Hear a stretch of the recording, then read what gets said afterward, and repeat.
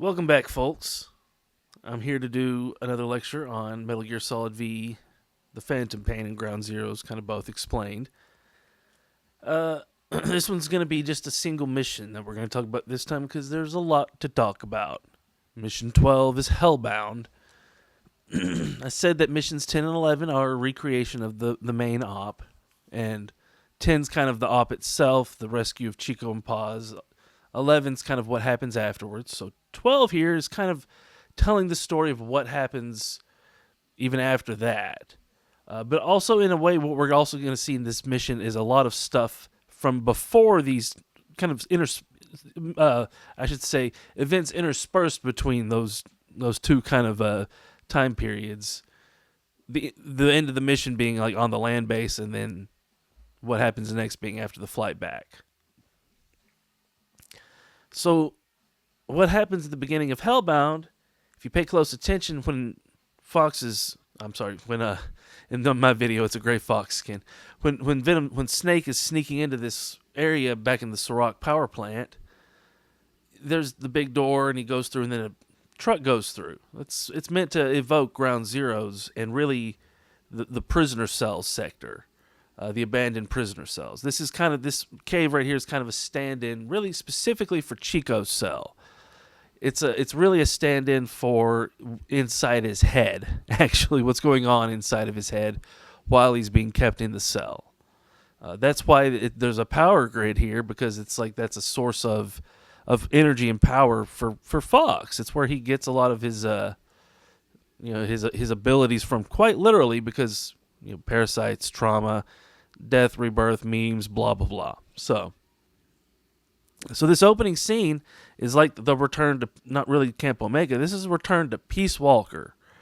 This scene between Huey and Skullface here is exactly the same. I've mentioned it before. It's exactly the same scene that Huey has with Hot Coldman in Peace Walker, that Snake spies on from a distance. So these two are knowingly recreating this whole thing. It's a show. That's why they're acting the way they are, and all over dramatic and melodramatic, and why Snake's kind of obviously hiding in the one spot there is to hide in this whole place, and they're just like not checking it. There's all these troop movements and stuff. They don't have a guard posted there. It's funny stuff. Now, pardon me. So, Huey here right now, this Huey is actually Zero. This is his in the Phantom Pain. In many ways, though, what Skullface is doing kind of stands in for what Big Boss was doing in his plans back in 75, and his Huey was actually Sokolov. So I'll get into it, but Skullface and Huey's story here kind of mirrors Big Boss and Sokolov in 75 in their creation of Foxhound. So Sahelanthropus here is kind of a stand-in for the Foxhound units as they were created back in 75.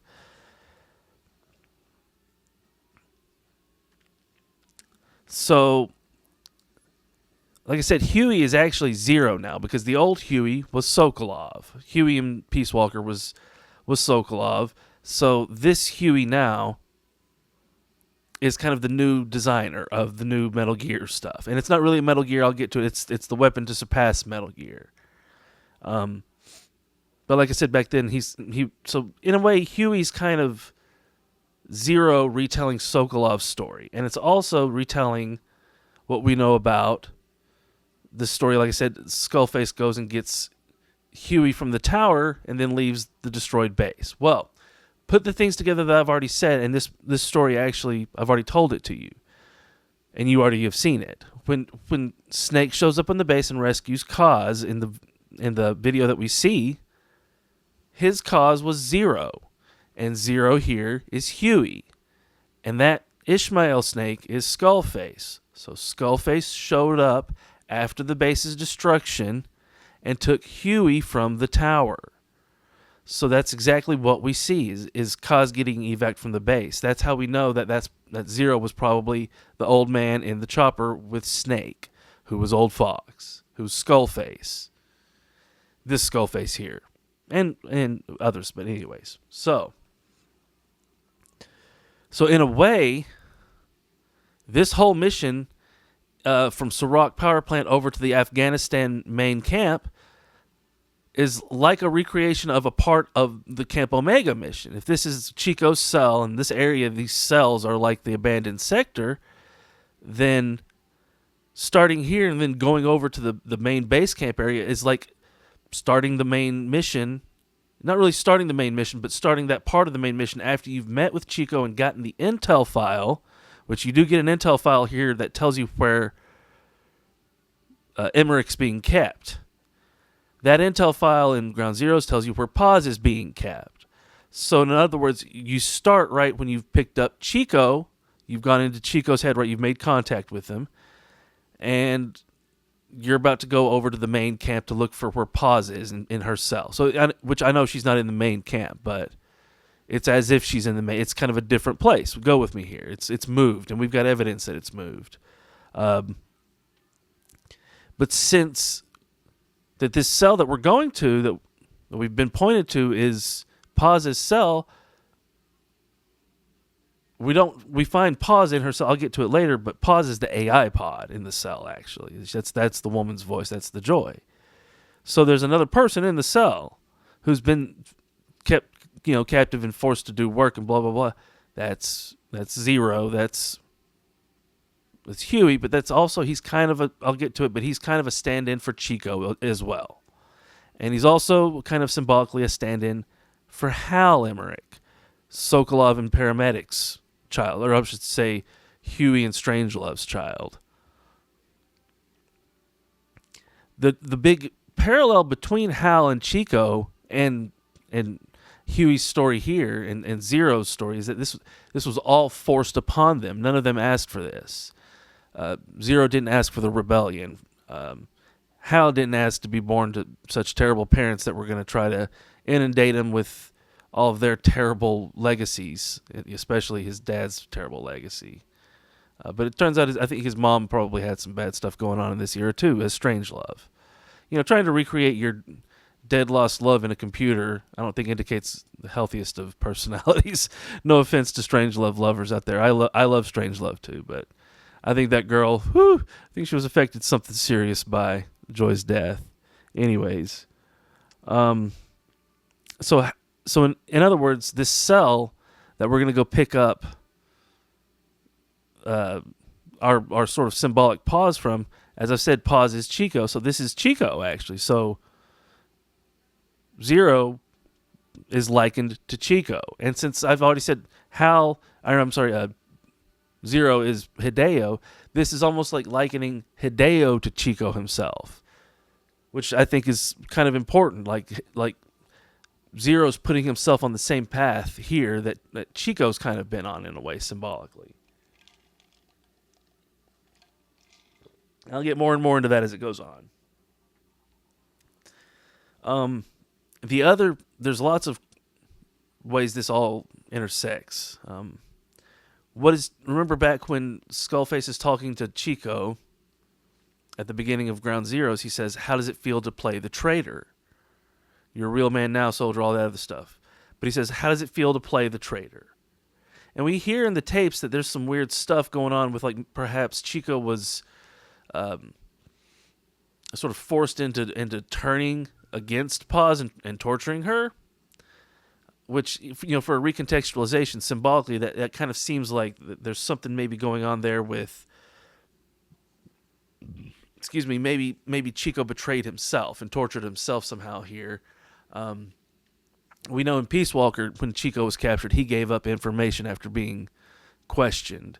And so there's no reason to expect that he would have acted any different here. He would have wanted to act different here, I'm sure, but considering what they did to Kaz, I don't think that Chico would be able to withstand that kind of torture. I think that's just, that's just how it goes.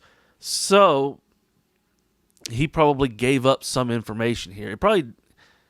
He was probably made to think that he had betrayed somebody. And so Skullface, that's his future self, saying, "How's it feel to play the traitor?" It's like at this point he kind of knows that he's not really a traitor, I think, in other words. So he's playing the traitor, but that also, I think, relates back to maybe an actual sort of accidental betrayal, perhaps, that he made. Also, we know Paz was probably supposed to give up intel on Zero's location. I think the only reason she was given that intel on Zero's location would be to leak it. Like, there's no reason Zero would need to let her know. And I think she would know that. And so if Zero let her know, she'd be like, well, the only reason he wants me to know where this is so that I can tell other people, probably Skullface, Big Boss, really. Because 10th Avenue's a trap. Okay, so I paused this video real quick. I want to see where this is. Yeah, this is out of order, but I'm going to go ahead and mention it. There's a bunch of mission tasks in Hellbound. Some of them kind of don't seem to make sense. One of them is collect a glamour model poster from one of the hangars. Okay? Now, the glamour model, if you go up to the poster and you don't pick it up and the little icon of the poster thing comes up over it with the little button for your progress on picking up, you got to hold the button down. If you look at where they put that icon superimposed over the model on the poster, it's a woman in a swimsuit, Tamika Rawson. She's great, by the way. But the way that icon is lined up over her body makes it look like a bomb inside of her, and you're seeing the X-ray of the bomb inside of her. It's shaped like the C4 satchel. It's kind of a joke, actually. To me, it almost implies that the bomb itself is a metaphor, simply for the plot twist. But it's not joke as in it's only a metaphor. I think it's also literal. Like, I haven't seen anything that suggested the bombing didn't happen. All the recreations of Quiet show, and all that stuff. So, anyways, we're not going to go there. So yeah, that's the glamour model poster. Picking this up at this time kind of implies that this is maybe when the bomb story kind of happened. Like I said, since we're picking up, this is our cause that we're picking up. What's happening right before that is probably the bombs getting put into pause. We hear that in the tape. So I'm not sure how that happened originally. Like I said, it may have been Fox that had to do it, but there may have been a version of it where Big Boss put a bomb in there. Maybe Big Boss only put one bomb in there, and the second one was Skullface's. There's a tape where Skullface discusses, it sounds like they're talking about the Ground Zero's operation after it's over. He's talking with Zero, and he asks Zero if he liked that extra touch he added. And I don't think he specifically says what it is, but it sounds like he's referring to the second bomb, the one that nobody found. And like I've said in my past videos, the bombs are metaphorical plot twists, but they're also like, it's like a mimetic device. It's also related to, I think, nuclear fission or just nuclear processes in general. There's a lot of symbolism going on with it, with the explosion. I mean, David Lynch has been into that symbolism for quite a while. So that's what's going on with the glamour model poster, and that's why it's there. I think it's a stand-in for the Paz's bomb being set up, essentially. So in many ways, this is kind of like more of the Ground Zero's main mission that we're just replaying from a different angle. Maybe you could think of it as like an epilogue, maybe like right after. Maybe he goes back to Ground Zero's, but this really it seems like this is just a replay of what happened in Mission 10 from a different angle. Or I'm sorry, after Mission 10 and 11 from a different angle. Mission 11 being like just the part when we arrive. Excuse me. So, also the 9 years. Huey, Zero being stuck here for 9 years, having to work, for the Soviets, being forced to work for the Soviets, relates to how Chico was forced for 9 years to work for Cypher from 86 to 95. And it's kind of a self-fulfilling prophecy, another one of those deals. It's like a detail that Skullface adds from the future to let you know that he's aware of what's happening, and he's sort of co-authoring it. So like I said, this is like the Ground Zero's mission. We start at Chico's cell. We get the intel file, which tells us Paz's location. We go to Paz's cell location, and it's the AI pod in there with Huey. And so that's another superimposition of Paz and Chico in the same space. And to go even further, what does Huey say he's been doing there? He's developing this new bipedal weapons for the Soviet. Now, we're led to believe that's D-Walker, right? And it is D-Walker, but let me just note, Sahelanthropus is also a bipedal weapon, and Fox is also a bipedal weapon. Okay? So, in the way that Sahelanthropus is like a symbol for Fox, in sort of a way, D-Walker is another symbol. Specifically, D-Walker is a symbol for Chico. And this is actually backed up if you know anything about people who have data mined the game files. There's this weird designation for one version of D-Walker that's got Chico's head on it. It's like D-Chico or Chico, the Chico Walker. And nobody knows why it's there. It's because D-Walker itself, well, what are we told Chico does? He walks a lot. He walks when he gets probably, now we're told it's Cuba, right? But he probably lands on the Colombia coast, on Barranquilla coast. He probably snuck aboard some ship that was going from the offshore base to the onshore base. And then he snuck off and then probably walked all the way to wherever it was that this base was. And that's where things started happening. So later on in the post-mission cutscene, we'll learn more about this weapon to surpass Metal Gear. It's like the last line that Ocelot says, that Cypher's working on a weapon to surpass Metal Gear in Africa. Now, the weapon to surpass Metal Gear is Fox. It's essentially Chico, but it's also it's rooted in Big Boss's research of the super soldiers. Now, at this point,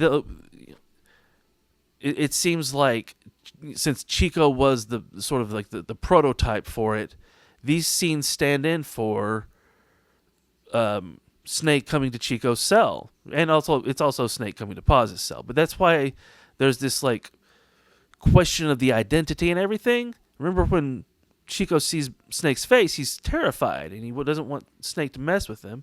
Well, it's like I said earlier, Big Boss and Snake have the same face, and Chico didn't realize this yet.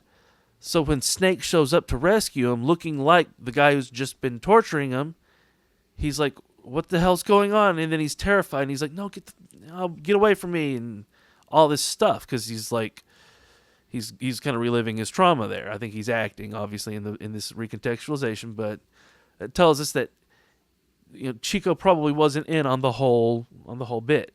He really had no idea what was going on.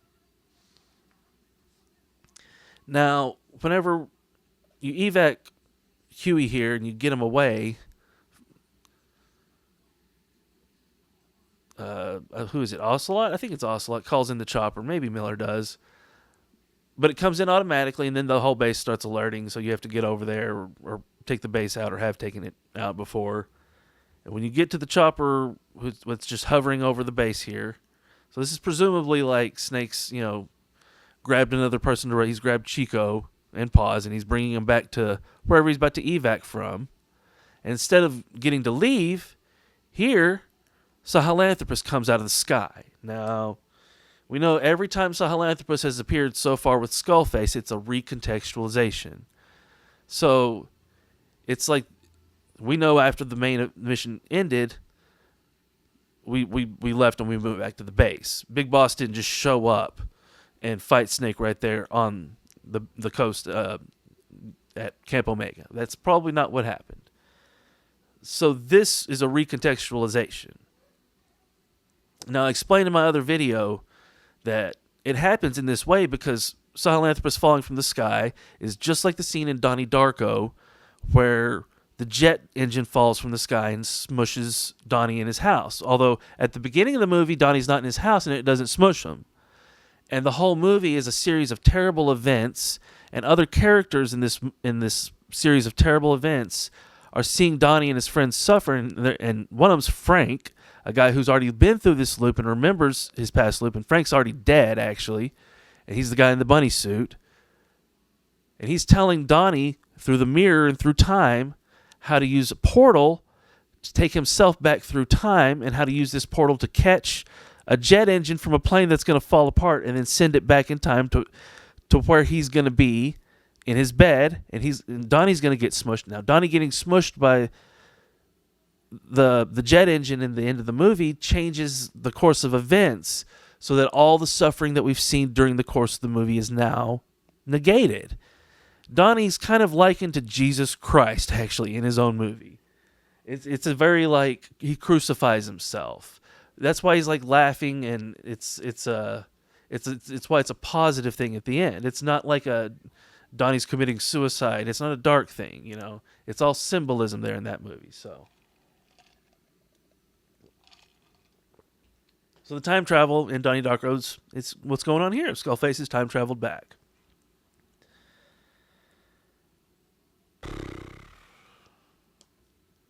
Now, note, in this version of Hellbound, where's the helicopter crash? The helicopter never crashes. Like I said, we know at the end of the mission, Paz jumps out, blows up, and then the helicopter crashes, probably with Snake and Zero on board. They probably survive, because we see that later in the Metallic Archaea mission. What happens here, our helicopter flies off when Sahelanthropus comes in, and then Skullface's chopper comes in. So there's a chopper switch.